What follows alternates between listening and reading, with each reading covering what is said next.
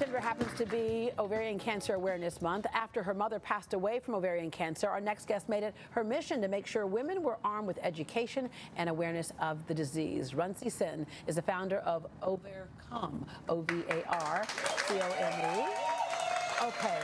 The crazy thing about this particular cancer is that people think they would know because there would be symptoms. Not always, and oftentimes too late. Yeah, so the ovarian cancer, we call it the silent disease because the symptoms are very vague and non-specific. But the message we are trying to push, and the doctors that work with us also are trying to push, is the symptoms are really not very vague. I mean, if you just pay attention. Exactly. Yeah. The key is to pay attention and to make sure that if you have persistent symptoms that stay longer than 2 weeks, then it needs to be checked out. And anything that's different. I know, like, oftentimes we can dismiss something, like I mentioned earlier, that it kind of looks like everyday life, like being tired, or a rash that may break out. Things that we can easily dismiss.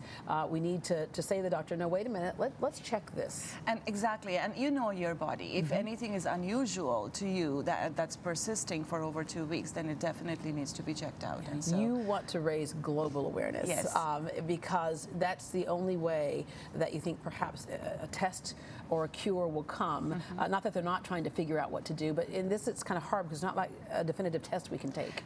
Exactly. So ovarian cancer has no screening, and that is the when you go for a well-woman visit, you get tested for your cervical cancer, you get a pap for your breast, but there is nothing for ovarian cancer. So in the absence of a test, awareness is our best bet, and so that's why we are working very hard to raise global awareness. And just to give you a statistic, in an hour it takes for any of us to have lunch, 28 women get diagnosed with ovarian cancer worldwide. So that is why we are striving very hard to raise awareness on this disease. When did your mother realize that something was wrong?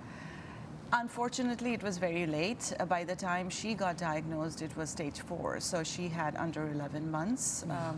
And after that, she passed away. So. All right. I always say there's strength in numbers. We saw that with the breast cancer movement, strength in numbers. So Ovarcome's annual conference will be hosted on Friday, September 21st at the Briar Club. Registration starts at 9:30 a.m. And for more information, you can visit ovarcome.org.